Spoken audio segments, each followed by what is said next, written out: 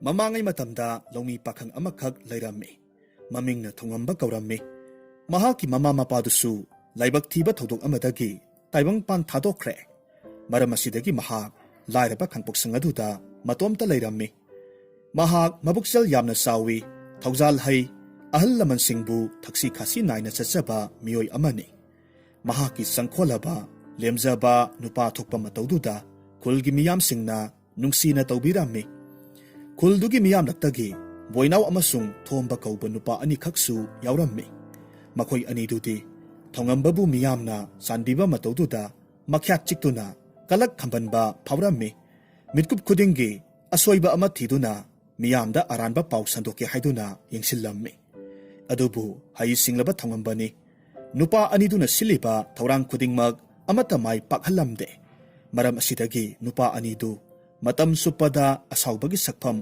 ꯎꯠꯇꯨꯅꯇ ꯂꯩ꯫ ꯅꯣꯡꯃꯒꯤ ꯅꯨꯃꯤꯠ ꯑꯃꯗ ꯊꯧꯉꯝꯕꯗꯨ ꯃꯍꯥꯛꯀꯤ ꯂꯧꯐꯝꯗ ꯊꯥꯔꯤꯕ ꯒꯦꯍꯨ ꯄꯥꯝꯕꯤꯁꯤꯡꯗꯨ ꯌꯦꯡꯁꯤꯟꯕ ꯂꯥꯛꯂꯝꯃꯤ꯫ ꯃꯍꯥꯛꯅ ꯑꯁꯨꯝ ꯌꯦꯡꯂꯛꯄ ꯃꯇꯝꯗ ꯁꯒꯣꯜ ꯑꯉꯧꯕ ꯑꯃꯈꯛꯅ ꯃꯍꯥꯛꯀꯤ ꯍꯧꯔꯤꯕ ꯒꯦꯍꯨꯁꯤꯡꯗꯨ ꯆꯥꯔꯒ ꯂꯩꯕ ꯎꯔꯝꯃꯤ꯫ ꯃꯗꯨ ꯎꯕꯗ ꯄꯟꯊꯕ ꯇꯧꯗꯅ ꯁꯒꯣꯜꯗꯨꯒꯤ ꯃꯅꯥꯛꯇ ꯆꯦꯟꯁꯤꯜꯂꯛꯂꯝꯃꯤ꯫ ꯑꯗꯨꯒ ꯍꯥꯏꯔꯝꯃꯤ, "ꯍꯦ ꯑꯉꯧꯕ ꯁꯒꯣꯜ, ꯅꯍꯥꯛꯅ ꯑꯗꯨꯝꯅ ꯆꯥꯊꯣꯛꯂꯕꯗꯤ ꯃꯁꯤ ꯌꯣꯜꯂꯒ ꯁꯦꯟ ꯇꯥꯟꯖꯔꯤꯕ ꯑꯩꯍꯥꯛꯀꯤꯗꯤ ꯀꯥꯟꯅꯕ ꯑꯃꯠꯇ ꯐꯪꯂꯔꯣꯏ꯫ ꯅꯍꯥꯛꯅ ꯆꯥꯊꯣꯛꯂꯤꯕꯁꯦ ꯂꯧꯐꯝꯁꯤꯒꯤ ꯁꯔꯨꯛ 5 ꯊꯣꯛꯄꯒꯤ ꯃꯅꯨꯡꯗ 2ꯗꯤ ꯆꯥꯊꯣꯛꯄꯤꯈ꯭ꯔꯦ꯫ ꯌꯥꯔꯕꯗꯤ ꯑꯃꯨꯛꯇ ꯂꯦꯞꯄꯤꯔꯣ꯫ ꯂꯦꯝꯍꯧꯔꯤꯕ ꯈꯔꯁꯦ ꯃꯁꯤꯇꯗꯤ ꯈꯥꯛꯄꯤꯔꯝꯃꯨ"꯫ ꯋꯥꯗꯨ ꯇꯥꯕꯗ ꯁꯒꯣꯜꯅ ꯃꯤꯔꯣꯜꯗ ꯍꯥꯏꯔꯝꯃꯤ, "ꯅꯨꯄꯥꯃꯆꯥ, ꯅꯍꯥꯛ ꯑꯩꯕꯨ ꯋꯥꯔꯧꯔꯒꯅꯨ꯫ ꯑꯩꯅ ꯆꯔꯥ ꯍꯦꯜꯂꯛꯂꯤꯕꯁꯦ ꯃꯇꯝ ꯌꯥꯝꯅ ꯀꯨꯏꯔꯦ꯫ ꯑꯗꯨꯅ ꯅꯍꯥꯛꯀꯤ ꯂꯧꯐꯝꯁꯦ ꯂꯣꯏꯅꯃꯛ ꯆꯥꯊꯣꯛꯄ ꯇꯥꯔꯦ꯫ ꯅꯠꯇꯦ, ꯆꯥꯟꯕꯤꯗꯨꯅ ꯁꯔꯨꯛ ꯑꯃꯠꯇꯃꯛ ꯑꯣꯏꯔꯕꯁꯨ ꯊꯝꯕꯤꯔꯝꯃꯨ꯫ ꯃꯗꯨ ꯅꯠꯇ꯭ꯔꯕꯗꯤ ꯑꯩꯍꯥꯛ ꯁꯣꯏꯗꯅ ꯀꯪꯁꯤ ꯁꯤꯕ ꯇꯥꯔꯦ꯫ ꯂꯧꯃꯤ ꯑꯩꯍꯥꯛꯀꯤꯗꯤ ꯃꯁꯤꯅ ꯁꯦꯟꯊꯣꯛ ꯂꯝꯕꯤ ꯑꯣꯏꯖꯔꯤꯕꯅꯤꯗꯣ"꯫ ꯊꯧꯉꯝꯕꯒꯤ ꯋꯥꯗꯨ ꯇꯥꯕꯤꯕꯒꯤ ꯃꯍꯨꯠ ꯁꯒꯣꯜꯗꯨꯗꯤ ꯃꯈꯥ ꯇꯥꯅ ꯑꯗꯨꯃꯛ ꯆꯥꯕ ꯍꯧꯔꯝꯃꯤ꯫ ꯃꯗꯨ ꯎꯕꯗ ꯍꯣꯠꯅꯖꯃꯜ ꯑꯔꯦꯝꯕꯗ ꯇꯥꯔꯦ ꯈꯟꯗꯨꯅ ꯃꯊ꯭ꯋꯥꯏ ꯅꯨꯡꯉꯥꯏꯇꯅ ꯂꯩꯃꯥꯏꯗ ꯀꯨꯟꯊꯔꯒ ꯃꯃꯤꯠ ꯆꯦꯖꯦꯠ ꯎꯏꯁꯤꯜꯂꯒ ꯀꯞꯆꯔꯝꯃꯤ꯫ ꯃꯤꯠꯀꯨꯞ ꯈꯔꯒꯤ ꯃꯇꯨꯡꯗ ꯃꯍꯥꯛꯅ ꯃꯃꯤꯠꯇꯨ ꯄꯥꯡꯊꯣꯔꯛꯄ ꯃꯇꯝꯗꯗꯤ ꯑꯉꯛꯄꯒꯤ ꯃꯇꯧꯅꯤ꯫ ꯃꯍꯥꯛꯀꯤ ꯍꯦꯛ ꯃꯤꯠꯃꯥꯡꯗ ꯑꯉꯧꯕ ꯐꯤꯖꯣꯜꯇꯅ ꯂꯩꯇꯦꯡꯂꯕꯤ ꯂꯥꯏꯔꯦꯝꯕꯤ ꯑꯃꯈꯛ ꯂꯦꯞꯂꯒ ꯂꯩꯔꯝꯃꯤ꯫ ꯃꯗꯨ ꯎꯕꯗ ꯃꯍꯥꯛꯅ ꯁꯣꯜꯂꯤ, "ꯑꯦ, ꯅꯍꯥꯛꯄꯨ ꯂꯥꯏꯔꯦꯝꯕꯤꯔꯥ"? "ꯃꯥꯅꯤ, ꯑꯩꯍꯥꯛꯁꯦ ꯂꯧꯁꯤꯡꯕꯨ ꯉꯥꯛꯄꯤ ꯁꯦꯟꯕꯤꯔꯤꯕ ꯂꯥꯏꯔꯦꯝꯕꯤꯅꯤ꯫ ꯉꯁꯤꯁꯦ ꯁꯣꯔꯥꯔꯦꯟ ꯏꯄꯥꯅ ꯂꯧꯃꯤꯁꯤꯡꯕꯨ ꯆꯥꯡ ꯌꯦꯡꯂꯨꯆꯣ, ꯑꯗꯨꯒ ꯃꯥꯏ ꯄꯥꯛꯂꯕ ꯂꯧꯃꯤꯗꯨꯕꯨ ꯃꯅꯥ ꯆꯥꯎꯅ ꯄꯤꯔꯝꯃꯨ ꯍꯥꯏꯗꯨꯅ ꯌꯥꯊꯪ ꯇꯥꯎꯊꯔꯛꯄꯗꯒꯤ ꯑꯩꯍꯥꯛꯀꯤ ꯏꯊꯧ ꯄꯥꯡꯊꯣꯛꯂꯤꯕꯅꯤ꯫ ꯅꯨꯄꯥꯃꯆꯥ, ꯅꯍꯥꯛꯅ ꯋꯥꯅ ꯇꯨꯝꯕ ꯃꯆꯦꯠ, ꯆꯥꯕ ꯃꯆꯦꯠ ꯇꯧꯔꯒ ꯍꯣꯠꯅꯖꯔꯤꯕ, ꯊꯥꯖꯔꯤꯕ ꯒꯦꯍꯨꯁꯤꯡꯁꯦ ꯃꯁꯤꯒꯤ ꯁꯔꯨꯛ ꯇꯪꯈꯥꯏ ꯑꯃ ꯍꯦꯟꯅ ꯆꯥꯊꯣꯛꯂꯕ ꯐꯥꯎꯕꯗꯁꯨ ꯑꯁꯥꯎꯕ ꯑꯃꯠꯇ ꯎꯠꯇꯅ ꯏꯐꯝꯗ ꯅꯣꯂꯨꯛꯄ ꯃꯇꯧ ꯎꯠꯄ ꯑꯗꯨꯒꯤꯗꯃꯛ ꯑꯩꯅꯁꯨ ꯏꯀꯥꯏ ꯈꯨꯝꯅꯕ ꯎꯠꯆꯔꯤ꯫ ꯑꯩꯍꯥꯛꯀꯤ ꯊꯃꯣꯏꯁꯦ ꯑꯄꯦꯟꯕ ꯄꯣꯛꯂꯦ"꯫ ꯑꯁꯨꯝꯅ ꯍꯥꯏꯔꯒ ꯂꯥꯏꯔꯦꯝꯕꯤ ꯑꯗꯨꯅ ꯃꯥꯡ ꯇꯥꯛꯍꯟꯈ꯭ꯔꯕ ꯁꯔꯨꯛ ꯑꯗꯨꯕꯨ ꯃꯤꯇ꯭ꯔꯪ ꯇꯧꯔꯒ ꯑꯃꯨꯛ ꯅꯧꯅ ꯃꯍꯩ ꯃꯔꯣꯡ ꯆꯥꯎꯅ ꯄꯥꯜꯍꯜꯂꯒ ꯍꯧꯍꯜꯂꯝꯃꯤ꯫ ꯃꯗꯨ ꯎꯕꯗ ꯊꯧꯉꯝꯕ ꯍꯔꯥꯎꯅ ꯈꯨ ꯀꯨꯜꯂꯒ ꯍꯥꯏꯔꯝꯃꯤ, "ꯂꯥꯏꯔꯦꯝꯕꯤ ꯏꯃꯥ, ꯊꯥꯒꯠꯆꯔꯤ꯫ ꯅꯍꯥꯛꯀꯤ ꯇꯧꯕꯤꯃꯜ ꯄꯨꯟꯁꯤ ꯆꯨꯞꯄ ꯀꯥꯎꯖꯔꯣꯏ꯫ ꯍꯥꯏꯌꯨ ꯅꯨꯄꯥꯃꯆꯥ, ꯅꯍꯥꯛꯀꯤ ꯑꯄꯥꯝꯕ ꯄꯣꯠꯁꯛ ꯑꯃ ꯏꯐꯝꯗ ꯅꯤꯖꯧ, ꯑꯩ ꯁꯣꯏꯗꯅꯃꯛ ꯄꯤꯔꯝꯒꯦ"꯫ "ꯏꯃꯥ ꯂꯥꯏꯔꯦꯝꯕꯤ, ꯑꯩꯍꯥꯛꯀꯤ ꯑꯣꯏꯅꯗꯤ ꯑꯄꯥꯝꯕ ꯀꯔꯤꯁꯨ ꯂꯩꯇꯦ꯫ ꯑꯩꯍꯥꯛꯀꯤ ꯂꯧꯐꯝꯁꯤꯗꯒꯤ ꯄꯣꯠꯊꯣꯛ ꯆꯥꯎꯅ ꯄꯨꯊꯣꯛꯆꯗꯨꯅ ꯌꯣꯟꯕ ꯐꯪꯍꯟꯕꯤꯌꯨ"꯫ "ꯐꯔꯦ ꯅꯨꯄꯥꯃꯆꯥ, ꯅꯍꯥꯛꯀꯤ ꯑꯅꯤꯡꯕ ꯄꯨꯝꯅꯃꯛ ꯊꯨꯡꯕ ꯑꯣꯏꯖꯔꯣ"꯫ ꯑꯁꯨꯝꯅ ꯍꯥꯏꯔꯝꯂꯒ ꯂꯥꯏꯔꯦꯝꯕꯤꯗꯨ ꯈꯨꯗꯛꯇꯨꯗ ꯃꯥꯡꯊꯣꯛꯈ꯭ꯔꯦ꯫ ꯃꯇꯝ ꯈꯔ ꯍꯧꯈ꯭ꯔꯦ꯫ ꯒꯦꯍꯨ ꯄꯥꯝꯕꯤ ꯑꯗꯨꯅ ꯐꯖꯅ ꯃꯨꯜꯂꯛꯄꯒꯤ ꯃꯇꯥꯡ ꯑꯗꯨꯗ ꯊꯧꯉꯝꯕꯅ ꯃꯤ ꯈꯔ ꯅꯦꯛꯂꯝꯃꯤ, ꯑꯗꯨꯒ ꯈꯔ ꯍꯦꯛꯂꯝꯃꯤ꯫ ꯀꯩꯊꯦꯜꯗ ꯌꯣꯟꯕ ꯃꯇꯝꯗ ꯃꯤꯌꯥꯝꯁꯤꯡꯅ ꯍꯔꯥꯎ ꯍꯔꯥꯎ ꯂꯩꯅꯔꯝꯃꯤ꯫ ꯃꯁꯤꯗ ꯃꯕꯨꯛ ꯐꯠꯇ꯭ꯔꯕ ꯊꯣꯝꯕ ꯑꯃꯁꯨꯡ ꯕꯣꯏꯅꯥꯎꯗꯨꯗꯤ ꯌꯥꯝꯅ ꯁꯥꯎꯔꯝꯃꯤ꯫ ꯕꯣꯏꯅꯥꯎꯅ ꯁꯥꯎꯅ ꯊꯣꯝꯕꯗ ꯍꯥꯏꯔꯝꯃꯤ, "ꯏꯇꯥꯎ ꯊꯣꯝꯕ, ꯑꯩ ꯃꯤ ꯍꯥꯠꯅꯤꯡꯉꯤꯀꯣ? ꯅꯠꯇꯦ, ꯉꯁꯥꯏ ꯑꯌꯨꯛ ꯑꯉꯟꯕꯗꯒꯤ ꯌꯣꯜꯂꯛꯂꯤꯕ ꯑꯩꯈꯣꯏ ꯑꯅꯤꯒꯤ ꯒꯦꯍꯨꯁꯤꯗꯤ ꯃꯤ ꯑꯃꯅꯤ ꯅꯠꯇꯅ ꯀꯅꯥꯃꯠꯇꯅ ꯂꯩꯗꯦ꯫ ꯑꯗꯨꯒ ꯃꯁꯤꯒꯤ ꯅꯨꯄꯥꯁꯦ ꯂꯥꯛꯄꯗꯁꯨ ꯉꯥꯏꯔꯤ꯫ ꯃꯤꯑꯣꯏ ꯃꯁꯤꯡ ꯊꯤꯉꯝꯗꯅ ꯒꯦꯍꯨ ꯂꯩꯕ ꯆꯪꯂꯤꯕꯁꯦ ꯌꯦꯡꯉꯨꯅꯦꯍꯦ꯫ ꯏꯇꯥꯎ, ꯌꯦꯡꯉꯨꯇꯨ, ꯃꯍꯥꯛꯀꯤ ꯒꯦꯍꯨꯁꯦ ꯃꯁꯛ ꯌꯥꯝꯅ ꯐꯖꯩ, ꯆꯥꯎꯁꯨ ꯌꯥꯝꯅ ꯆꯥꯎꯏ, ꯆꯥꯕꯗ ꯄꯦꯟꯕ ꯅꯥꯏꯒꯗꯕꯕꯨ ꯃꯥꯟꯗꯦꯅꯦ"꯫ "ꯍꯦꯔꯥ ꯏꯇꯥꯎ, nangonda oina loinamak tainirakani. Matau karamna mahakki pothokse thugaiduna amang ata thokhansigi haibagi wakhaldi khandene. Wafam sidagi nupa anidu saunaraklammi masidagi makhoini punarammi. Mataudu ubaduda mafamduda leiriba miyamduna khamdoklammi. Numit asidagi makhoi ani thongambagi asengba tanja yenglaga leirammi. Asumna nongmagi numit amada thongambagi marup wanglendu thajadana thongambagi manakta laklammi. Mahak ubada thongambana hairammi. Itaw di udaba kuire. Yamna thajadana laklibasibu kari maram leibage. Itaw, mamangi umangdugi manungda leiba pukri asawbado mada nga yamna lei haineye. Pausi tavadagi aikoi nisu nga pharusi haigedana laklibane. Pharene, aisu nga sadaba kuire. Yamna pharadi khara yolaga arembaduna itaw aikoi ni punna saraga loiredana. Adubune itaw, luribadi aigidi khoi sopnaba khoibu amata leitene. Madugidamak karisu khalunu. Itaw, aigi khoi sopnaba anisui. Madu nahak ama wairo. Aduga aikoi ni punna hekta pharurasi. Asumna hainaraba matung makhoi anidu hainakiba mafamduda khoi chopa laklammi. Marup anina sanari bawaridu ngasai makai lumlaga taramba thomba amasung boinauna thongambagi yumgi yene khadagi thoraklammi. Aduga boinauna harauna hairammi. Pareda, ngasidi matam kuinadagi ngaijarakpa tanjase phangledana. Lemna khakti manghallaroido. Thomba na hairakki. Adubu itaw, mahakna wana honajaraga uzariba lawsibu manghanba haibasibu afaba thabakti nateda. Aikhoini tungi punsida chaitheng phanggadra pakhatlibani. Hera itaw, nupa thoktaba tawno. Mahakna mang taklabadi aikhoinigi kanaba oigadoribanine. Aikoi anigi sitrabagi husingdo loina yonthokpa ngamgadoribani. Law kanade matamse thengtakiba tare. Athubada mai thadoknaba tawrusi. Asumna hainaraga makhoi anidu panthaba tawdana saruna mairi samduna thongambagi khawdiba lawphamdu minungsi haitana mai thadoklammi. Pumnamak ut olaba matamtuda thamoi penna noksarammi aduga harauna chatkre. Amaromdana wanglen amasung thongambadi tinthok mayam ama pharaga patra amada hapsilammi. Wanglen na hairammi. Itaw, nahakti tinthok phabasu yamnabu haikrene. Aigidi ngasai makai thibabu amadagi hena phangde. Itaw, aihaki sidagi nahakna sizinaningba sizinaba yanida. Asumna wari sanaraga makhoi anidu nga phanabagidamag isingda khoi thaklammi. Mitkup kharagi matungda thongamba nga ama thuduna haraungna tungolda hapsilammi. Mahaki nga asawbadu ubada wanglenna noklaga hairakki. Itaw, onthoknasu phajakreda. Kaithialda yolabadi miyamna yamna pamnanibu.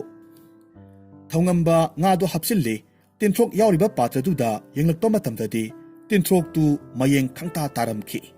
Madu ubada ngakna hairammi. Karino aigi wakhalnabu oiribra. Patrasi pikthana yahobani. Aduga tangkhaimuki sangtamak yauramlibasibu karinone. Hoine itaw, aikhoina nga phadringai usiksingna lona huralaga chathokhraba satla. Mado oiramba taye. Phare, kharadi leoridana. Masina adum konakinida. Asumna hairaga wa makha tadana adumak khoi thaklammi. Mitkup kharagi matungni patraduda hanna yingluba kandadi handak mukti tinthoktu ahum maridagi henna yauramdre. Madu ubada yamna sauna thongambana hairammi. Iya, karamba jiba panbabu oirabano. Khara sarabadi yaredana. Karam sauba okpagi penba naidaba khanganido. Handakti karamba jiba oiribano lona yengba tare. Phaba taredana. Itaw, nahak ngado adum tuminna pharaga layo. Ay asungba maraksida lumlaga yenge. Wasi hairaga thongamba mikup na humsingna lotlaga laikre. Tanza aduda usek mapi amakhak paitharaklammi. Tinthok yauriba patraduda masindu thingjin khirammi. Madu uba matamda khonglei thuna usektu phanabagidamag sensilaklammi. Adubu usek aduna hana samin phangkhibadagi paithokhirammi. Panthaba tawdana usektu tinthok khara siklaga umang marak aduda paikhre. Madu uvada akiba leitana thongambadussu usektubu tanakre. Asum leptana pairakpana usektu wabadagi sor thabet thabet hwalammi. Uzaw amagi masada tonglaga tanarakibadu yenglammi. Adubu mahak kanamtati uramde. Tasengbadi thongambadu usek aduna ukidanabagidamag lotlaga leirammi. Tanza aduda usektu paitharaklaga asongba marak amada changkhre. Madu uvada thongambasu changsilaklammi. Aduga saungna usektuda hairammi. Hey, karam sabo usek. Nahakla, aigi tinthok makai chathokliba. Adubu mahakna khalibadugi tayonavada mahakna urammi. Usek mapi aduna mahaki kapliba masasing aduda tinthok pijaramlibadu madu ubaduda makutta pairamba nungdumdu laimaida takiba khanghaude.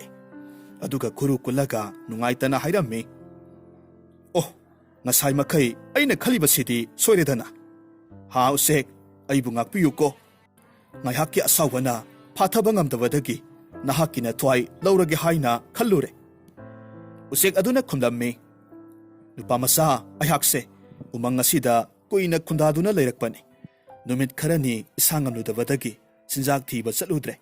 Maram asidagi isasingse charam chataknaduna yamna sathina kappadagi upai leitaduna asum koina thirakpa matamda nahaki patrada yauriba tinthokto aina hek ubadagi isasingda holaga pijabani.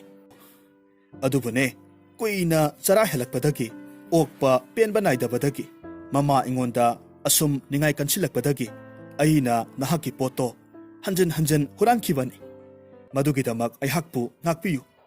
Aduga nupamasa nahaki apamba amatadi haibiyu. Mateng soidanamak pangjage. Wadu tabada thongambana khummi. Ai pangal kalle. Haujik makidi mateng karisu leite. Phare, nahaki nachasingdu cheksinna ngak senbi hauro. Ai chatlage. Phagani pukchal sauraba. Asumna ngaihak wari sanaraba matung pukridugi manakta amuk halaklammi. Aduga thokiba thodok pumnamag wanglenda tamlammi. Aduga makha tana adumag harauna ngadu phaba haurammi. Nga singdu khara amana kaithelda yolammi. Aduga asauba nga amakhakti wanglenga punna saminanabagidamag puraklammi. Adubu laibak thibadi mahakna mayum yoroklaba kandadi miyam tillaga leirammi. Mataududa chansillaga yengluba kandadi mahaki lauphamdu maina tumna saktuna ut olaga leiramle. Madu ubada kapladuna hairakki. Kari matauno masibu haunabra. Asuk wana honajarakpa aihaki mahai marong sibu asumna tauraba. Laupam sidagi panglakpa senpham khara aduna aigi sinjak oijaribani. Haujikti pumnamak mang taklabako. Mafamduda leiriba miyamdugi maraktagi nupa amana asumna nungaitana hairammi. Ibungo, nahakpu ngasai makai kadaida chatlubage? Asuk kuibase asumna thokpa khulsida amuk phawba yaukidri. Adubune nangonda thoklaredo. Mase kanagumba miyoi kharagi khujil thaurang male. Nahakpu kalak khambanba miyoi amana soidana oini. Ipagumlaba pumnamakse aihaki iraibakni khandoklage. Mangkhrabadi amuk hanna laklaroi. Aina sena haudabadagi pumnamakse thoklibani. Matungda miyam singsu hanakre wanglendi adumag ahing leknana bahairakpadagi lehaurammi. Numidangi matam oisilaklaba kanda wanglena chak thongbirammi. Thongambana hairammi. Itaw, nahak aihaki lauphamse laujaro. Taubatabu sanagi silyek kharadi pibiyu. Itaw, nahakna piyu haibadudi piragene. Adubu nangna lauphamse yonthoklaga kari tauge khaliba. Mafamsidagi khara chatlaga leiba khulduda matam khara thabak suraga sel taluge. Ai sallaba sisu hayeng aina chatpada yontoklamlage. Madudagi phanglakpa selduga nahakna pirakadauba sanagi selyek khara dugana aihaki thabak phangdri phawbagidi sana thaknanaba oirage. Wanglenna nungaitana hairammi. Itaw, adudi nahak mafamsi thadoklaniko. Makha tana lauphamsi hanagumna sengbat sagatlaga pochai thabadi kari kaibage. Itaw, khulsida aihakna mahi marong panbasi ubada kalakpa miyoi kayama laire haibase ai khangi. Maram asinani aina wakal munna khalaba matungda अतोप लेबाक्ता ओइना थबक सुरगे हाइना खलिबसे वारी सानबा लोरबा मतुंग नुमिदांगी साक सामिनरम्मी असुमना हारिबा नुमितुमति हौख्रे मथंगी अयुक्की मतमदनी हाइना किबकी मतुंग इन्ना वांगलेना सनागी सिल्ये खरा थौंगंबदा पिरम्मी अदुगा महाकी लेजबा अंगुबा मसुगी सल्लाबदु मंगक समदा थौरी थुरगा मता वांगलेनबु बिदाई पिरमलगा थंगनबा लेबाक तमना लाक्लम्मी पुमनमक्तु फत्रबा थोंबा अमसुंग बोइनांगनसु उरम्मी मखोइगी सित्रबगी हुसिंगदु सिtlagani हाइना खंजरम्मी assume लेप्तना लाक्पना उमंग अमखक फावरक्लम्मी अयुक्तगी करिसु सारक्तबना सराम चदनबदगी महाकना पुरक्लिबा संदुगी थौरीदु उजाव अमदा किसिलम्मी अदुगा वांगलेना पिरखिबा अथुम अहाव खरदु सारम्मी थौंगंबा मखनाउदु फुनगलक्पदगी अकोइबदा assume तुरेलगुंबा Lebra हाइना यंगलम्मी assume यंगलक्पा कांदा तुरेल अमा लेबा उरम्मी मधुदा महाकना हाइरम्मी ओ आदा लेरिबा तुरेल सिदगी इसिंग थक्लुरगे असुम हाइदुना हौगलक्पदा सनागी सेल्यक यौबा खाव मसादु लेमाइदा ताखिदुना हाइदोक्लम्मी थिंथबा तौदना थुनमा खुंजिल्ले मसिंग थीरगा यंगलुबा कांददी अमा वाटलम्मी अकोइबदुदा कोइथी थीरगा यंगबा मतमदसु थीबा फंगद्रे नुंगाइतना हाइरम्मी फरे अयहाकी खाव मसासी संसिगी मंगक समसीदा किसिलमलगे मसी ओइरबदी मांगलरो अदुगा इसिंग थक्लुरगे असुमना संदुगी मंगक समदा खावदु किसिलम्मी मदुगी मतुंगदा इसिंग थक्लुनबगीदमक तुरेलदुगी मनाक तमना लाक्लम्मी इसिंग थक्लबा मतुंग अमुक हलक्लम्मी पुल्लिबा संदु लौथोक्लम्मी मखा ताना अमुक चटपा हौरक्खी मिटकुप खरगी मतुंगदा खुल अमदा थुंगलरम्मी लंबीदा चलंबा अहलसिंगदुदा थबक हंगबा मतमदा थबक अमता फंगलमदे खरा चलबा मतुंगदा लापतकना अचौबा लंपाक अमदा नुपा खरा उ सुबा उरम्मी मधु उबा मतमदा महाकी हेक नाकंदा लेरिबा दुकान मपुदुदा असुमना हाइरम्मी इपागुमलबा अयहाकी संसी स्वाइदे लेरिबा उखोंगसिदा ngaihaktang pullaga thamjaramge mitkup amatang yengbiramo ai nupa khara thabak suriba asoi phawbadang chacharukhige asumna haibada ahalduna su yabirakpadagi sandu punsilamme aduga mahak chatkhre ahalduna sandugi phajaba matawduda asumna hairamme is imai pema sansidi kayada phajarabana masa mausi yengbada onthoknabu nankhre mitkup aduda khanghodana संदुगी कोकथक्ता लिक्ला खरा तासिलकपदगी हाइनद्रदुना मसादु फत्रंग कनबा मतमदा ngасai थौंगंबना मंगक समदा किसिलंबा सनागी सेल्यक यौबा खाव मसादुदगी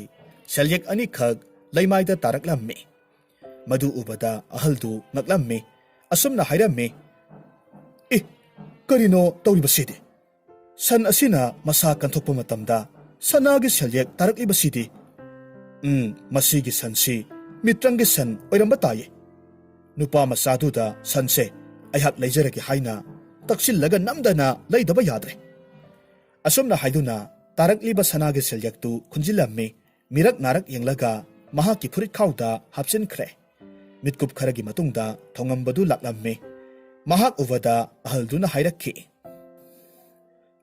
नुपा मसा नहाकी सनसी ओंथोकनबो फजख्रे नते मसीगी ममलसिबु कया ओइगदोरिबनो अपामता हायो आई नहाकी सनसे यामना पामे इपागुमलबा अयहाकी ओइनदी नहाकना पिबिनिंगबा ममलदो मधु पिबियु वाफमदु तारुवदा अहलदुना cell खौजाव अमखक पिरम्मी सेलदु यामल्ली हाइरबसु अहलदुना अदुमग हराउना पिरक्लबा अदुदा उपाय लेरमदे अहलदुना वखलदा खंजरम्मी मसीगी नुपा मसासीदी ओंथोकनासु पंख्रेदको महाकना लोइजरिबा संसिबु मित्रंग तौबा high हाइबसि फाउबा खंगदेने असुमना खलगा मोमोन नोक्चरम्मी मतौदुदा थोंगंबना हंगी इपा इबुंगो करी तौरबगे नुपा मसा नंगबु खुल असिगी मेदी मांदे मफमसिदा करी तौबा लाक्पनो इपा इबुंगो अयहाक खुलसिदा थबक थीबा लाक्पने अदुबु फंगद्रे खजिकता यावजगे हाइरुबदा अमता याबिरक्त्रे अदुना अतोपा लेबाक अमदा अमुक थबक थीरुबा चटपा तारिये ओ होनबा लेपकनो नोंगमदि सोइदना फंगबा ओइनी मंगोल ओयुको ꯑꯍꯜꯗꯨꯗ ꯊꯧꯒꯜꯂꯣꯟ ꯎꯠꯂꯝꯂꯒ ꯃꯈꯥ ꯇꯥꯅ ꯆꯠꯂꯝꯃꯤ꯫ ꯅꯨꯃꯤꯗꯥꯡ ꯋꯥꯏꯔꯝꯁꯨ ꯑꯣꯏꯁꯤꯜꯂꯛꯂꯝꯃꯤ꯫ ꯊꯕꯛ ꯐꯪꯗꯕꯒꯤ ꯋꯥꯈꯜ ꯋꯥꯔꯗꯨꯅ ꯃꯇꯣꯝꯇ ꯍꯥꯏꯖꯔꯝꯃꯤ, "ꯑꯣ, ꯉꯁꯤ ꯅꯣꯡꯃꯁꯤ ꯀꯣꯏꯆꯠ ꯆꯠꯂꯒ ꯊꯕꯛ ꯊꯤꯔꯕꯁꯨ ꯊꯕꯛꯇꯤ ꯑꯃꯠꯇ ꯐꯪꯗ꯭ꯔꯦ꯫ ꯅꯨꯃꯤꯗꯥꯡꯒꯤ ꯃꯇꯝꯁꯨ ꯑꯣꯏꯁꯤꯜꯂꯛꯂꯦ꯫ ꯍꯧꯖꯤꯛ ꯑꯩ ꯑꯍꯤꯡꯁꯦ ꯀꯗꯥꯏꯗ ꯂꯦꯛꯀꯗꯧꯔꯤꯕꯅꯣ? ꯑꯥꯗ ꯂꯥꯞꯇꯛꯅ ꯎꯔꯤꯕ ꯌꯨꯝꯗꯣꯟꯄꯣꯛꯁꯦ ꯃꯁꯤꯗ ꯍꯦꯛꯇꯃꯛ ꯆꯪꯖꯐꯝ ꯂꯧꯔꯨꯔꯒꯦ." ꯑꯁꯨꯝꯅ ꯍꯥꯏꯔꯗꯨꯅ ꯌꯨꯝꯗꯨꯗ ꯊꯣꯡ ꯊꯤꯜꯂꯨꯕ ꯃꯇꯝꯗꯗꯤ ꯍꯅꯨꯕꯤ ꯑꯃꯈꯛ ꯊꯣꯔꯛꯂꯝꯃꯤ꯫ ꯃꯗꯨ ꯎꯕ ꯃꯇꯝꯗ ꯃꯍꯥꯛꯅ ꯍꯥꯏꯔꯝꯃꯤ, "ꯑꯕꯣꯛ, ꯑꯩ ꯑꯇꯣꯞꯄ ꯂꯩꯕꯥꯛ ꯑꯃꯗꯒꯤ ꯃꯐꯝꯁꯤꯗ ꯊꯕꯛ ꯊꯤꯕ ꯂꯥꯛꯄꯅꯤ꯫ ꯑꯗꯨꯕꯨ ꯂꯥꯏꯕꯛ ꯊꯤꯕꯗꯒꯤ ꯊꯕꯛꯇꯤ ꯐꯪꯗ꯭ꯔꯦ꯫ ꯑꯍꯤꯡꯁꯤꯃꯇꯪ ꯂꯦꯛꯆꯕ ꯌꯥꯒꯗ꯭ꯔꯥ?" ꯍꯅꯨꯕꯤꯗꯨꯅ ꯃꯨꯟꯅ ꯌꯦꯡꯂꯝꯃꯤ ꯑꯗꯨꯒ ꯍꯥꯏꯔꯛꯈꯤ, "ꯅꯨꯄꯥ ꯃꯆꯥ, ꯅꯣꯡꯃꯇ ꯅꯠꯇꯦ, ꯅꯍꯥꯛꯅ ꯂꯩꯅꯤꯡꯕ ꯃꯇꯝ ꯐꯥꯎꯕ ꯂꯩꯕ ꯌꯥꯅꯤ." ꯋꯥꯗꯨ ꯇꯥꯕꯗ ꯊꯧꯉꯝꯕꯗꯨ ꯍꯔꯥꯎꯅ ꯏꯃꯨꯡꯗ ꯆꯪꯂꯝꯃꯤ꯫ ꯑꯍꯤꯡꯗꯨꯃ ꯍꯅꯨꯕꯤꯗꯨꯒ ꯋꯥꯔꯤ ꯁꯥꯅꯔꯒ ꯑꯗꯨꯃꯛ ꯍꯧꯈ꯭ꯔꯦ꯫ ꯑꯁꯣꯝꯗꯅ ꯀꯝꯗꯧꯔꯤ?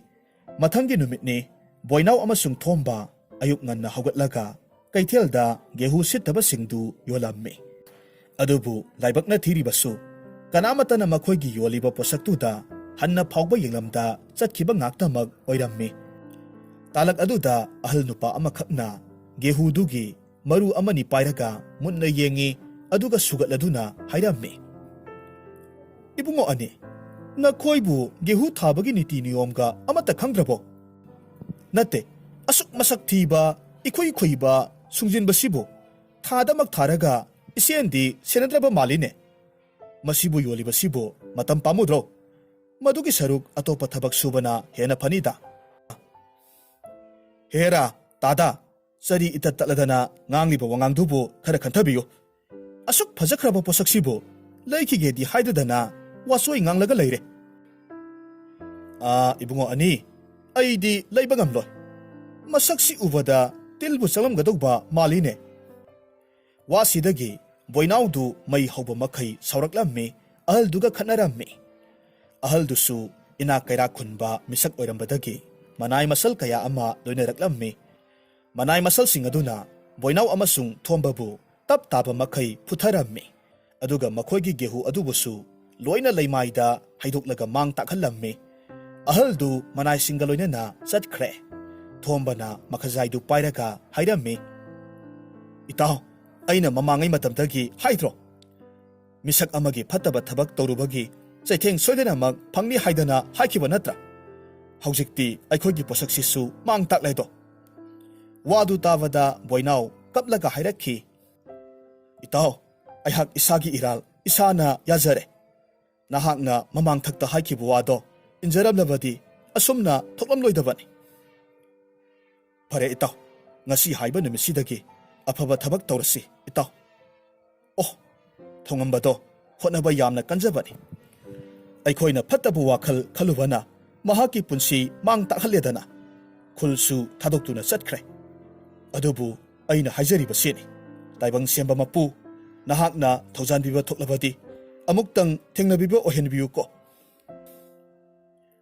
ꯑꯃꯔꯣꯝꯗꯅ ꯊꯧꯉꯝꯕꯗꯨ ꯏꯅꯥꯛ ꯀꯩꯔꯥꯛ ꯈꯨꯟꯕ ꯅꯨꯄꯥ ꯑꯃꯒꯤ ꯏꯪꯈꯣꯜ ꯀꯣꯏꯕꯒꯤ ꯊꯕꯛ ꯐꯪꯗꯨꯅ ꯊꯕꯛ ꯁꯨꯕ ꯍꯧꯔꯝꯃꯤ꯫ ꯍꯅꯨꯕꯤ ꯑꯗꯨꯅꯁꯨ ꯃꯆꯥ ꯁꯛꯅ ꯂꯨꯅ ꯇꯧꯕꯤꯕꯗꯨꯗ ꯃꯈꯥ ꯇꯥꯅ ꯑꯗꯨꯃꯛ ꯂꯩꯊꯔꯝꯃꯤ꯫ ꯑꯁꯨꯝꯅ ꯃꯇꯝ ꯈꯔ ꯍꯧꯈ꯭ꯔꯦ꯫ ꯅꯣꯡꯃꯒꯤ ꯅꯨꯃꯤꯠ ꯑꯃꯗ ꯁꯟ ꯂꯩꯍꯧꯕ ꯗꯨꯀꯥꯟ ꯃꯄꯨ ꯑꯍꯜ ꯑꯗꯨꯅ ꯁꯟꯗꯨꯗ ꯏꯁꯤꯡ ꯈꯔ ꯍꯩꯖꯤꯜꯂꯒ ꯃꯁꯥꯗꯨ ꯅꯤꯛꯍꯜꯂꯝꯃꯤ꯫ ꯑꯗꯨꯕꯨ ꯁꯅꯥꯒꯤ ꯁꯦꯜꯌꯦꯛ ꯇꯥꯔꯛꯄꯗꯤ ꯂꯥꯏꯔꯗꯅ ꯁꯟꯗꯨꯅ ꯁꯥꯎꯔꯛꯄꯗꯒꯤ ꯃꯈꯣꯡꯗꯨꯅ ꯀꯥꯎꯔꯛꯂꯝꯃꯤ꯫ ꯑꯍꯜꯗꯨ ꯂꯩꯃꯥꯏꯗ ꯎꯞꯂꯒ ꯇꯥꯕꯗꯒꯤ ꯆꯩꯅꯥꯈꯣꯜꯗꯨꯅ ꯁꯨꯒꯠꯂꯒ ꯈꯥꯡꯂꯝꯃꯤ꯫ ꯃꯍꯥꯛꯅ ꯁꯟꯗꯨꯗ ꯃꯨꯟꯅ ꯌꯦꯡꯂꯨꯕ ꯀꯥꯟꯗꯗꯤ ꯃꯇꯝꯗꯨꯗ ꯎꯔꯦ ꯃꯉꯛꯁꯝꯗ ꯀꯔꯤꯒꯨꯝꯕ ꯑꯃꯈꯛ ꯌꯥꯟꯕꯒꯨꯝ ꯇꯧꯔꯤꯕꯗꯣ꯫ ꯃꯗꯨ ꯎꯕ ꯃꯇꯝꯗ ꯊꯤꯟꯊꯕ ꯇꯧꯗꯅ ꯆꯪꯁꯤꯜꯂꯒ ꯌꯦꯡꯂꯨꯕ ꯀꯥꯟꯗꯗꯤ ꯈꯥꯎ ꯃꯆꯥ ꯑꯃꯈꯛ ꯑꯣꯏꯔꯝꯈꯤ꯫ ꯃꯇꯧꯗꯨꯗ ꯑꯍꯜꯗꯨ ꯋꯥꯈꯜ ꯇꯥꯔꯛꯂꯝꯃꯤ꯫ "ꯑꯣ, ꯑꯩꯅ ꯅꯍꯥꯟ ꯃꯈꯩ ꯃꯤꯇ꯭ꯔꯪꯒꯤ ꯁꯟꯅꯤ ꯈꯜꯂꯨꯔꯤꯕꯁꯤꯗꯤ ꯑꯣꯟꯅꯔꯝꯂꯦꯗꯅ꯫ ꯏꯃꯤꯠꯁꯤꯅ ꯅꯤꯡꯊꯤꯅ ꯌꯦꯡꯍꯧꯗꯕ ꯑꯩꯒꯤ ꯏꯔꯥꯜ ꯑꯣꯏꯔꯝꯂꯦ꯫ ꯁꯦꯟꯌꯥꯝꯗꯨ ꯑꯣꯟꯊꯣꯛꯅꯁꯨ ꯄꯥꯝꯃꯨꯈ꯭ꯔꯦꯗꯀꯣ." ꯑꯁꯨꯝꯅ ꯍꯥꯏꯗꯨꯅ ꯄꯨꯔꯛ ꯄꯨꯔꯛ ꯁꯣꯟꯗꯨꯅ ꯀꯞꯆꯔꯝꯃꯤ꯫ ꯅꯣꯡꯃꯒꯤ ꯅꯨꯃꯤꯠ ꯑꯃꯗ ꯊꯧꯉꯝꯕꯅ ꯂꯩꯔꯤꯕ ꯂꯩꯄꯥꯛ ꯑꯗꯨꯒꯤ ꯅꯤꯡꯊꯧꯗꯨ ꯃꯀꯣꯛ ꯌꯥꯝꯅ ꯁꯥꯔꯝꯃꯤ꯫ ꯃꯍꯥꯛꯀꯤ ꯃꯆꯥꯅꯨꯄꯤ ꯑꯃꯈꯛ ꯂꯩꯖꯔꯤꯕꯗꯨ ꯄꯨꯛꯆꯦꯜ ꯆꯥꯎꯕ ꯀꯅꯥꯒꯨꯝꯕ ꯃꯤꯁꯛ ꯑꯃꯗ ꯊꯥꯖꯕ ꯄꯥꯝꯂꯝꯃꯤ꯫ ꯑꯗꯨꯕꯨ ꯂꯥꯏꯕꯛ ꯊꯤꯕꯗꯤ ꯃꯍꯥꯛꯀꯤ ꯂꯩꯕꯥꯛ ꯑꯗꯨꯗ ꯁꯨꯅꯤꯡꯗꯅ ꯅꯨꯡꯉꯥꯏꯕ ꯄꯥꯝꯕ, ꯄꯨꯛꯆꯦꯜ ꯁꯦꯡꯗꯕ, ꯑꯣꯏꯗꯕ ꯉꯥꯡꯕ ꯉꯥꯛꯇꯃꯛ ꯂꯩꯔꯝꯃꯤ꯫ ꯃꯁꯤꯅ ꯃꯍꯥꯛ ꯋꯥꯈꯜ ꯂꯩꯅꯥ ꯑꯣꯏꯔꯛꯈꯤ꯫ ꯅꯤꯡꯊꯧꯅ ꯑꯁꯨꯝꯅ ꯈꯜꯂꯝꯃꯤ,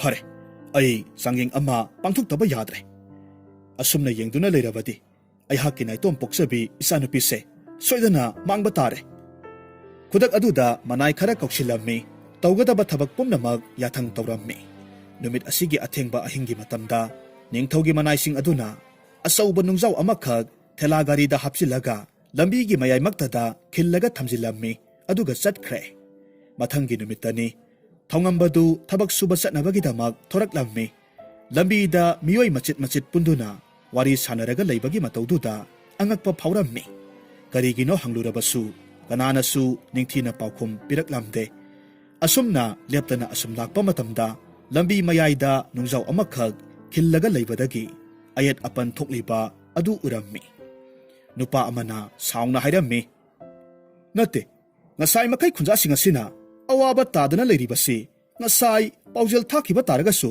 ꯍꯧꯖꯤꯛ ꯐꯥꯎꯕ ꯂꯥꯟꯃꯤ ꯊꯥꯔꯛꯂꯝꯗꯦꯅꯦ꯫ ꯑꯁꯤ ꯍꯥꯏꯗꯨꯅ ꯐꯤꯡꯅ ꯆꯠꯈꯤ꯫ ꯇꯥꯂꯛ ꯑꯗꯨꯗ ꯑꯍꯜ ꯃꯤꯌꯥꯏ ꯆꯜꯂꯕ ꯅꯨꯄꯥ ꯑꯃꯅ ꯑꯃꯨꯛ ꯍꯥꯏꯔꯝꯃꯤ, ꯑꯁ, ꯃꯁꯤꯒꯤ ꯅꯨꯡꯖꯥꯎꯁꯤꯅ ꯑꯩꯒꯤ ꯎꯅꯒꯗꯕ ꯃꯔꯨꯞꯁꯤꯡꯗꯣ ꯅꯨꯡꯖꯥꯎꯁꯤ ꯊꯩꯔꯒ ꯆꯠꯂꯤꯉꯩꯗ ꯃꯇꯝ ꯊꯦꯡꯊꯈꯤꯕꯗꯒꯤ ꯍꯧꯖꯤꯛꯇꯤ ꯋꯥꯔꯧꯗꯅ ꯆꯠꯈ꯭ꯔꯦꯗꯅ꯫ ꯑꯁꯨꯝꯅ ꯍꯥꯏꯔꯒ ꯁꯥꯎꯅ ꯆꯠꯈꯤ꯫ ꯑꯁꯨꯝꯅ ꯑꯔꯥꯛꯄ ꯃꯤꯌꯥꯝꯁꯤꯡꯗꯨ ꯑꯌꯦꯠ ꯑꯄꯟ ꯑꯣꯏꯍꯜꯂꯤꯕ ꯅꯨꯡꯖꯥꯎꯗꯨ ꯂꯧꯊꯣꯛꯄꯒꯤ ꯃꯍꯨꯠꯇ ꯋꯥꯖꯥꯎ ꯉꯥꯡꯂꯒ ꯂꯣꯏꯅꯃꯛ ꯆꯠꯅꯈꯤ꯫ ꯃꯇꯧꯁꯤꯡꯗꯨ ꯎꯔꯨꯕꯗ ꯄꯨꯛꯆꯦꯜ ꯆꯥꯎꯔꯕ ꯊꯧꯉꯝꯕꯅ ꯑꯔꯩꯕ ꯄꯥꯡꯒꯜ ꯄꯨꯊꯣꯛꯇꯨꯅ ꯃꯍꯥꯛꯀꯤ ꯌꯣꯝꯄꯥꯛ ꯑꯗꯨꯅ ꯅꯨꯡꯖꯥꯎꯗꯨꯒꯤ ꯁꯔꯨꯛ ꯈꯔ ꯇꯦꯝꯊꯔꯕ ꯃꯇꯨꯡ ꯃꯈꯨꯠ ꯑꯅꯤ ꯑꯗꯨꯅ ꯈꯖꯤꯛ ꯏꯟꯕꯣꯏ ꯂꯥꯛꯄꯣꯏ ꯇꯧꯔꯝꯃꯤ꯫ ꯃꯇꯝ ꯑꯗꯨꯗ ꯅꯨꯡꯖꯥꯎꯗꯨꯒꯤ ꯃꯈꯥꯗ ꯀꯣꯝ ꯃꯆꯥ ꯑꯃꯒꯤ ꯃꯅꯨꯡꯗ ꯆꯐꯨ ꯃꯆꯥ ꯑꯃꯈꯛ ꯊꯦꯡꯅꯔꯝꯃꯤ꯫ ꯆꯐꯨꯗꯨ ꯂꯧꯈꯠꯂꯝꯃꯤ, ꯃꯐꯝ ꯆꯥꯅ ꯊꯝꯂꯒ ꯂꯝꯕꯤꯗꯨꯒꯤ ꯃꯇꯥꯏꯗ ꯏꯟꯊꯣꯛꯂꯝꯃꯤ꯫ ꯑꯆꯠ ꯑꯋꯣꯛꯁꯤꯡꯅ ꯊꯧꯉꯝꯕꯅ ꯋꯥꯅ ꯇꯧꯔꯤꯕꯗꯨ ꯃꯇꯦꯡ ꯄꯥꯡꯕꯤꯕꯒꯤ ꯃꯍꯨꯠ ꯃꯃꯤꯠ ꯐꯩꯖꯩ ꯌꯦꯡꯗꯨꯅ ꯊꯧ ꯂꯩꯇꯕꯒꯤ ꯃꯇꯧꯅꯤ ꯍꯥꯏꯅ ꯀꯔꯦꯝꯅꯔꯝꯃꯤ꯫ ꯅꯨꯡꯖꯥꯎꯗꯨ ꯂꯧꯊꯣꯛꯄ ꯄꯨꯡꯂꯣꯏ ꯂꯣꯏꯔꯕ ꯃꯇꯨꯡꯗ ꯆꯐꯨꯗꯨ ꯍꯥꯡꯗꯣꯛꯂꯒ ꯌꯦꯡꯂꯨꯕ ꯀꯥꯟꯗꯗꯤ ꯁꯅꯥ ꯂꯨꯄꯥ ꯃꯅꯤ ꯃꯨꯛꯇ ꯃꯌꯥꯝ ꯑꯃꯈꯛ ꯌꯥꯎꯔꯒ ꯂꯩꯔꯝꯃꯤ꯫ ꯆꯦꯖꯦꯠ ꯑꯃꯁꯨ ꯌꯥꯎꯔꯝꯃꯤ꯫ ꯃꯗꯨꯗ ꯆꯐꯨꯁꯤ ꯐꯪꯕ ꯃꯤꯑꯣꯏꯗꯨ ꯅꯤꯡꯊꯧ ꯀꯣꯅꯨꯡꯗ ꯀꯥꯔꯛꯅꯕ ꯍꯥꯏꯔꯝꯃꯤ꯫ ꯋꯥꯔꯣꯜ ꯄꯨꯝꯅꯃꯛ ꯄꯥꯔꯕꯗ ꯊꯧꯉꯝꯕ ꯊꯤꯟꯊꯕ ꯇꯧꯗꯅ ꯀꯣꯅꯨꯡ ꯇꯝꯅ ꯂꯥꯛꯂꯝꯃꯤ꯫ ꯑꯁꯣꯝꯗꯅ ꯅꯤꯡꯊꯧꯗꯨ ꯃꯀꯣꯛ ꯁꯥꯅ ꯃꯆꯥꯅꯨꯄꯤꯗ ꯍꯥꯏꯔꯝꯃꯤ, ꯏꯄꯥꯒꯤ ꯏꯕꯦꯝꯃ, ꯅꯍꯥꯛꯀꯤ ꯅꯔꯥꯏꯕꯛꯁꯤꯕꯨ ꯑꯣꯟꯊꯣꯛꯅꯁꯨ ꯊꯤꯈ꯭ꯔꯦꯗꯀꯣ꯫ ꯍꯧꯖꯤꯛ ꯐꯥꯎꯕ ꯀꯅꯥ ꯑꯃꯠꯇꯅ ꯅꯨꯡꯖꯥꯎꯗꯨ ꯂꯧꯊꯣꯛꯂꯝꯂꯔꯣꯏ꯫ ꯃꯄꯥ ꯅꯤꯡꯊꯧꯒꯤ ꯑꯋꯥꯕ ꯃꯇꯧꯗꯨꯗ ꯃꯆꯥ ꯏꯕꯦꯝꯃ ꯂꯦꯝꯕꯤꯗꯨ ꯅꯨꯡꯉꯥꯏꯇꯅ ꯍꯥꯏꯔꯝꯃꯤ, ꯄꯟꯊꯧ ꯑꯄꯣꯛꯄ, ꯑꯩꯍꯥꯛ ꯆꯍꯤꯁꯨ ꯅꯧꯔꯤ꯫ ꯄꯨꯛꯆꯦꯜ ꯆꯥꯎꯕ ꯃꯤꯁꯛ ꯑꯃ ꯁꯣꯏꯗꯅ ꯅꯣꯡꯃꯗꯤ ꯂꯥꯛꯈꯤꯅꯤ꯫ ꯃꯇꯝ ꯑꯗꯨ ꯐꯥꯎꯕꯗꯤ ꯉꯥꯏꯕ ꯇꯥꯕꯅꯤ꯫ ꯍꯥꯏꯔꯤꯕ ꯇꯟꯖꯥ ꯑꯗꯨꯗ ꯅꯤꯡꯊꯧꯒꯤ ꯃꯅꯥꯏ ꯑꯃꯈꯛ ꯊꯧꯒꯜꯂꯣꯟ ꯎꯠꯂꯗꯨꯅ ꯍꯥꯏꯔꯛꯈꯤ, ꯏꯅꯤꯡꯊꯧꯅ ꯁꯤꯟꯈꯤꯕ ꯊꯧꯔꯥꯡꯗꯨ ꯃꯥꯏ ꯄꯥꯛꯂꯦ꯫ ꯋꯥꯡ ꯆꯥꯎꯕ ꯅꯨꯄꯥ ꯅꯍꯥ ꯑꯃꯈꯛ ꯆꯐꯨ ꯄꯥꯏꯗꯨꯅ ꯏꯅꯤꯡꯊꯧꯕꯨ ꯎꯅꯖꯒꯦ ꯇꯥꯛꯄꯤꯔꯛꯏ꯫ ꯀꯔꯤ ꯄꯥꯎꯈꯨꯝ ꯄꯤꯖꯧ ꯍꯥꯏꯕꯒꯦ? ꯋꯥꯐꯝꯗꯨ ꯇꯥꯔꯨꯕꯗ ꯅꯤꯡꯊꯧ ꯅꯨꯄꯥꯗꯨꯒꯤ ꯃꯁꯛꯇꯨ ꯈꯪꯅꯤꯡꯃꯟꯈ꯭ꯔꯗꯨꯅ ꯍꯥꯏꯔꯝꯃꯤ, ꯄꯟꯊꯍꯜꯂꯒꯅꯨ, ꯊꯨꯅꯃꯛ ꯅꯨꯄꯥꯗꯣ ꯃꯐꯝꯁꯤꯗ ꯀꯧꯁꯤꯜꯂꯛꯀꯗꯕꯅꯤ꯫ ꯃꯤꯠꯀꯨꯞ ꯈꯔꯒꯤ ꯃꯇꯨꯡꯗ ꯊꯧꯉꯝꯕꯗꯨ ꯆꯪꯂꯛꯂꯝꯃꯤ꯫ ꯑꯗꯨꯒ ꯂꯩꯃꯥꯏꯗ ꯈꯨ ꯀꯨꯜꯂꯒ ꯆꯐꯨ ꯎꯠꯂꯒ ꯍꯥꯏꯔꯛꯈꯤ, ꯏꯅꯤꯡꯊꯧ, ꯆꯐꯨꯁꯤ ꯑꯩꯍꯥꯛꯅ ꯅꯨꯡꯖꯥꯎ ꯑꯃꯒꯤ ꯃꯈꯥꯗꯒꯤ ꯐꯪꯖꯕꯅꯤ꯫ ꯑꯩꯍꯥꯛꯄꯨ ꯀꯧꯕꯤꯕ ꯀꯔꯤ ꯃꯔꯝ ꯑꯣꯏꯔꯕꯅꯣ? ꯂꯦꯝꯕꯤꯗꯨ ꯊꯧꯉꯝꯕꯒꯤ ꯆꯝꯖꯕ ꯆꯤꯡ ꯂꯦꯝꯕ ꯃꯇꯧꯗꯨꯗ ꯃꯍꯥꯛꯀꯤ ꯊꯃꯣꯏꯗꯨ ꯑꯄꯦꯟꯕ ꯄꯣꯛꯈ꯭ꯔꯦ꯫ ꯅꯤꯡꯊꯧꯗꯨꯁꯨ ꯃꯄꯨꯛꯅꯤꯡ ꯄꯦꯜꯂꯗꯨꯅ ꯍꯔꯥꯎꯅ ꯍꯥꯏꯔꯝꯃꯤ, ꯅꯍꯥꯛꯀꯤ ꯄꯨꯛꯆꯦꯜ ꯊꯥꯒꯠꯅꯤꯡꯉꯥꯏꯅꯤ꯫ ꯑꯋꯥꯠꯄ ꯑꯃꯠꯇ ꯂꯩꯇ꯭ꯔꯕ ꯅꯍꯥꯛꯄꯨ ꯀꯅꯥꯒꯤ ꯃꯆꯥꯅꯣ?